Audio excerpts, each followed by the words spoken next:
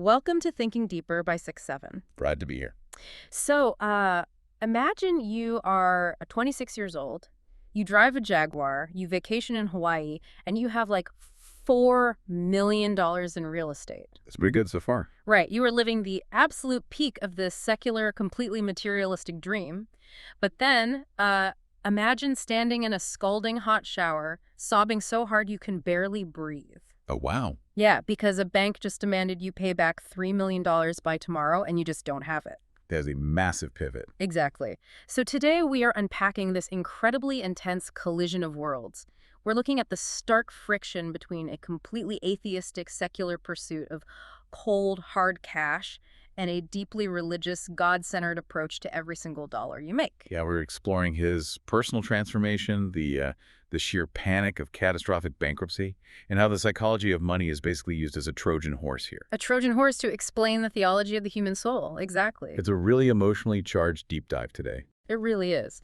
Now, before we really get into the mechanics of this, I need to set the stage for you listening. Today's source material dives deep into some heavy theological and religious waters. Very heavy.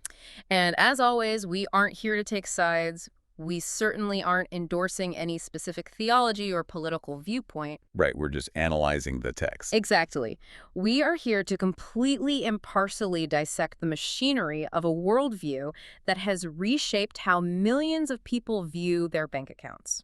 Oh, and before we jump into the deep end, if you like my channel, please subscribe and hit the like button. So, to really understand the financial advice that comes later in this talk, we actually have to start with the speaker's personal transformation. Yeah, because Ramsey describes his early married life, and he doesn't mince words at all. No, he really doesn't. He calls himself a beer-drinking, hell-raising hillbilly. Which is quite the self-title. It is. I mean, his ideal Sunday was sitting on the couch, watching football, drinking beer, just completely devoid of any spiritual framework. Right, while his wife was, just starting to rediscover her Baptist roots. And that contrast right there is the foundation of the entire narrative. He deliberately portrays his past self as entirely secular. Driven purely by immediate gratification. Yeah, just material success. He wanted to get rich, plain and simple. So he and a friend get involved in this multi-level marketing scheme. Classic. Right. And they're out doing sales calls after happy hour, scratching their heads over why they aren't closing deals. Which, maybe the happy hour had something to do with it? Probably. But out of sheer desperation for that promised yacht and the big house, they decide to drive down to the Alabama Theater in Birmingham. Right, to hear this major sales closer. And the detail he includes here about human memory is just brilliant. Oh, the seating capacity thing. Yes. He mentions that, in his mind, the Alabama Theater held something like 10,000 people. Right.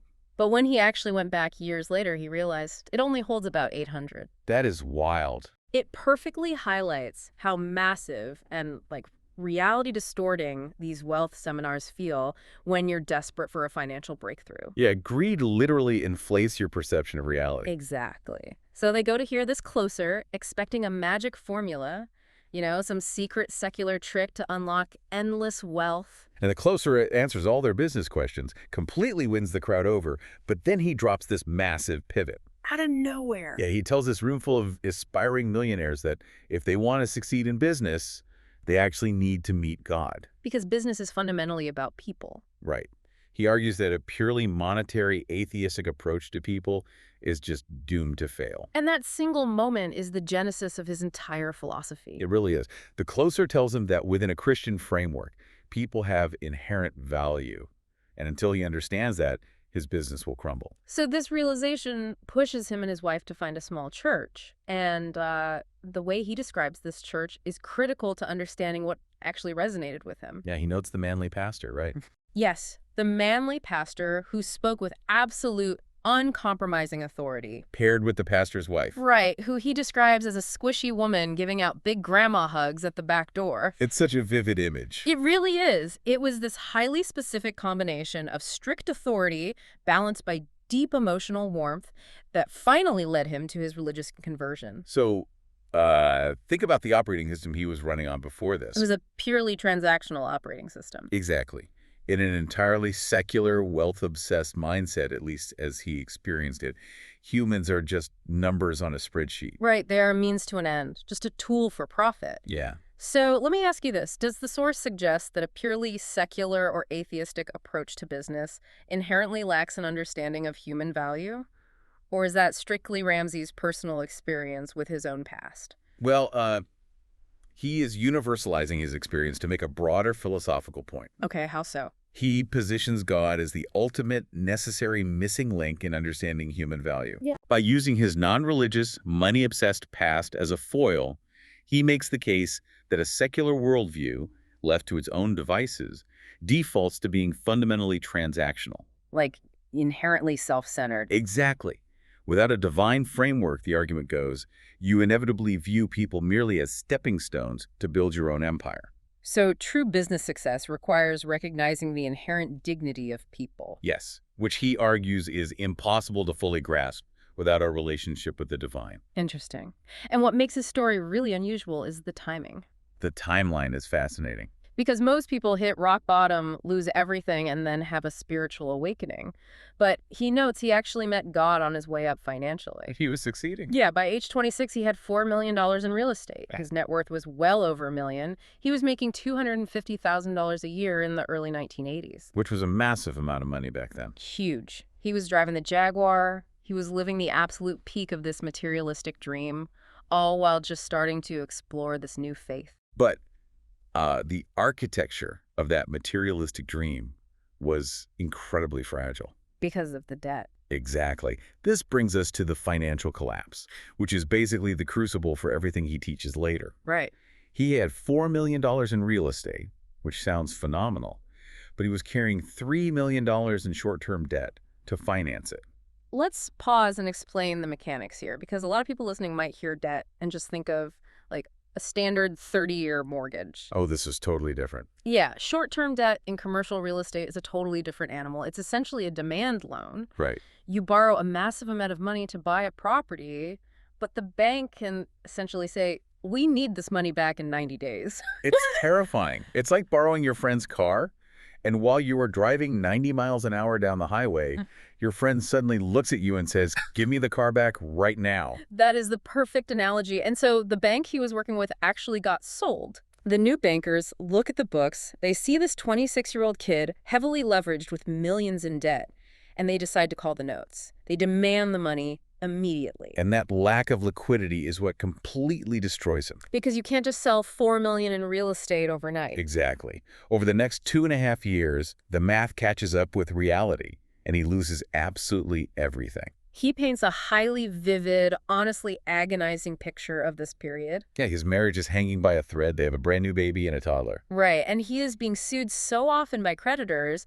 that his wife is literally baking cookies for the sheriff's deputy. The one who keeps showing up to deliver the lawsuit papers. Which is just surreal, and it culminates in that image you mentioned at the start, standing in a scalding hot shower, crying from a panic so deep he couldn't catch his breath. It is a brutal, humiliating image. And it forces a profound philosophical realization. Which is? He states that money magnifies what you already are. It turns up the volume. If you are a tyrant and you suddenly get rich, you don't become a better person. You become an out-of-control rageaholic with the resources to hurt people. But if you are generous, wealth turns you into a philanthropist. Exactly. And because his initial foundation was built entirely on debt, ego, and secular pride, the collapse forces what he calls an I surrender all moment. But notice how he distinguishes this from, like, a typical, highly emotional church altar call. Right, this wasn't just a tearful prayer. No, it was a complete structural submission of his intellect. He decides that the Bible is going to be his literal, practical instruction manual for everything. Money, parenting, marriage. Yeah, and that this manual will override all secular logic and mathematical models, regardless of what the banking industry thinks. But wait, I am stuck on something here. What's that? He had a finance degree. He held professional real estate and financial licenses. Right. He mathematically knew how money worked better than 99% of the population. Yeah. Yet he still went completely, undeniably bankrupt. He did? So, does the text imply that secular financial education is fundamentally flawed or entirely useless without this spiritual surrender? That is exactly the tension he highlights. He openly calls himself an ignoramus with a finance degree. Wow. Yeah, he is reframing bankruptcy entirely.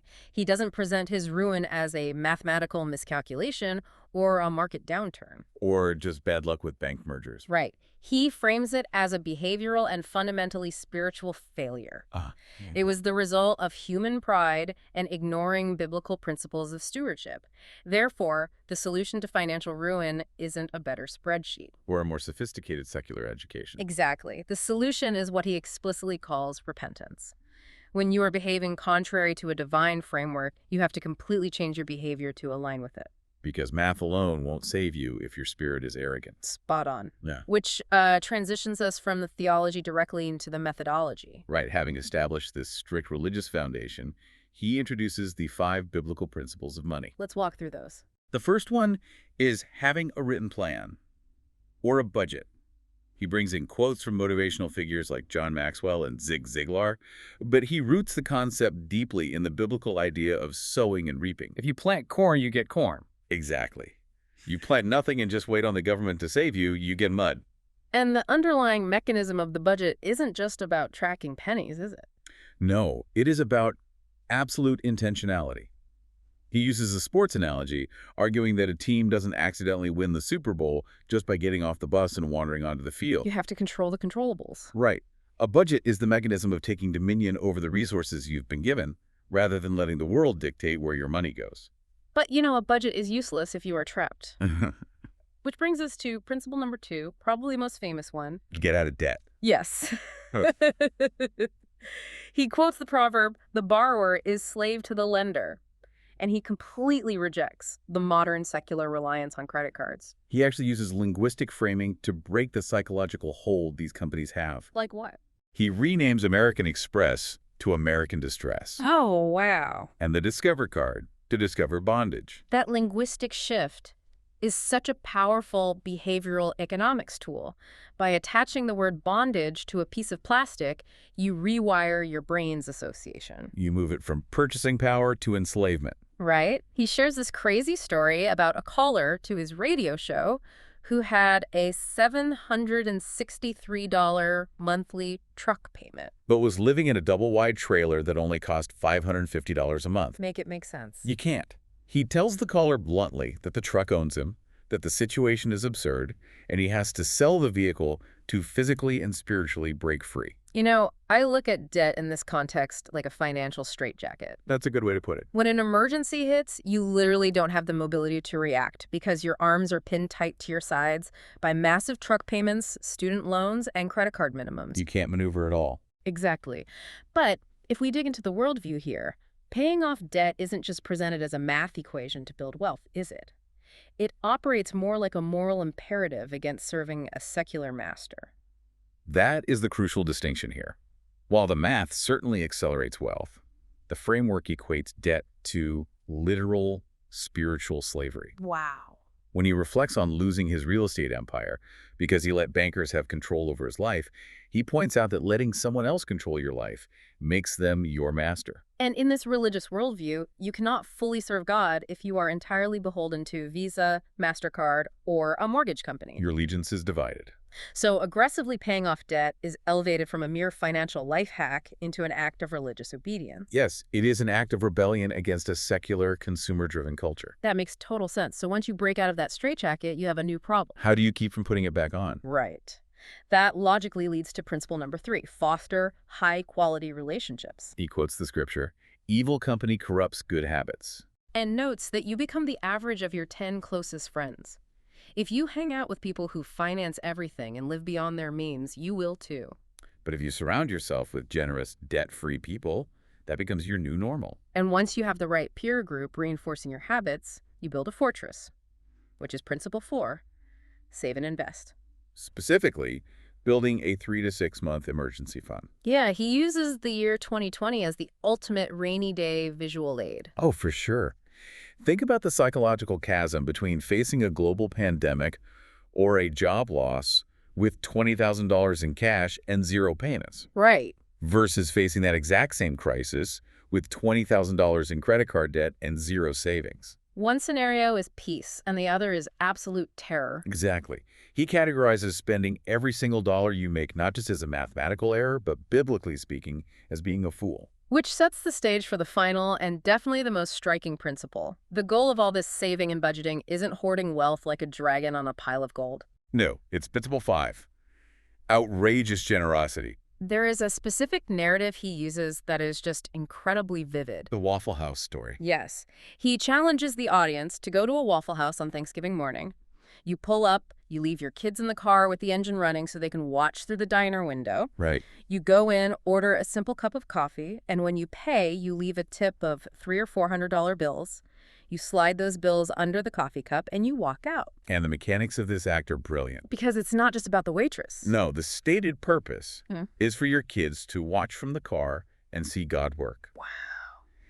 He asserts that when that waitress lifts the cup, realizes the money is real and it isn't a trick, 100% of the time, the human spirit recognizes God's spirit. It completely shifts the ultimate goal of wealth. Right. Yeah. It moves from secular accumulation, buying a bigger house or a nicer car, to active spiritual intervention in someone else's life. It is a phenomenal narrative tool.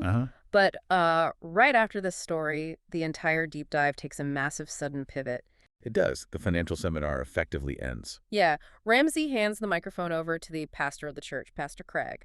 And the discussion seamlessly loops back to the heavy themes of God, culminating in a purely religious conclusion. Pastor Craig literally steps up and delivers an altar call. And the rhetorical transition he uses is a masterclass in psychological bridging. Oh, absolutely. Yeah. He explicitly pivots the audience's mind from the concept of financial debt to the concept of sin debt. He tells the crowd that when we look at our money, we all know we've done stupid things, we've bought things we couldn't afford, we've hidden purchases, and we feel an immense amount of guilt. Right. Then he pivots, and when we look at our lives, we recognize we've all done stupid things there too. We've hurt people, we've lied, we've been selfish, and we feel guilt. We have sinned. And then he makes the core theological claim of Christianity, that Jesus, the innocent one, shed his blood to pay for the sin debt that humanity mathematically could not pay on its own. He then invites the entire audience to repent, to turn away from their secular way of living, and to give their lives to Jesus, effectively erasing that ultimate spiritual debt. It is so unique how this blends a very practical, brass-tacks wealth-building seminar with a traditional, highly theological sermon. It really is. So, for you listening, if you are approaching this from a strictly secular or atheistic viewpoint, the psychology here is just fascinating. Yeah. How does this metaphor tap into the universal way humans process guilt and mistakes? Well, the brilliance of the metaphor lies in its universality. What do you mean? Whether you are deeply religious or a staunch atheist, the concept of debt carries an immense, crushing psychological weight. Oh, for sure. Debt feels like a physical pressure on your chest. Exactly. It brings shame, it causes anxiety, and it creates a profound feeling of being trapped by the consequences of your past actions. What this worldview does masterfully is take that universally understood stress of financial debt, that sickening feeling of looking at a past due notice you cannot possibly pay, and maps it directly onto the highly abstract theological concept of sin. So it grounds it. Yes. Yep. By doing this, the religious concepts of grace and redemption suddenly become tangible. Because everyone knows what financial relief feels like. Precisely.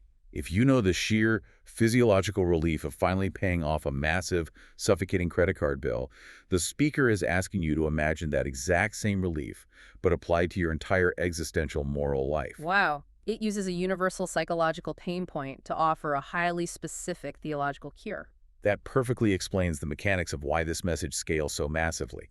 It takes the invisible weight of the human soul and makes it as real and as urgent as a foreclosure notice from the bank. So, to summarize the core journey we've explored today, this source material argues that moving from a life of secular materialism, which the text claims leads inevitably to a transactional mindset, human devaluation, and potential financial ruin, into a strict, faith-based framework is the absolute key to lasting wealth and internal peace. Right. It claims that viewing money through a divine lens changes it from a cruel master that enslaves you into a tool for outrageous, world-changing generosity. And it anchors that entire sweeping argument in the visceral, sweaty reality of debt. Yeah. It uses the very real fear of financial ruin to point toward a need for spiritual salvation. It constructs a highly integrated worldview where your checking account, your calendar, and your soul are entirely inseparable. Again, just to reiterate for you listening, while the source material is deeply rooted in Christian theology and heavily critiques the secular atheistic lifestyle, we've explored it purely as a cultural, philosophical, and financial document today. Yes, we aren't endorsing the beliefs or taking sides. We are simply taking the machinery apart to see how the gears turn. And taking that machinery apart gives us profound insight into how millions of people actively navigate the intense intersection of their faith, their fears, and their finances. It really forces you to look at your bank statement in a completely different light, which brings me to a final thought for you to chew on. What's that? Earlier, we discussed the claim that money magnifies what you already are. It just turns up the volume on your existing character. Right. So taking theology entirely out of it for a second, if that is actually true, what would a sudden, massive influx of wealth reveal about you right now?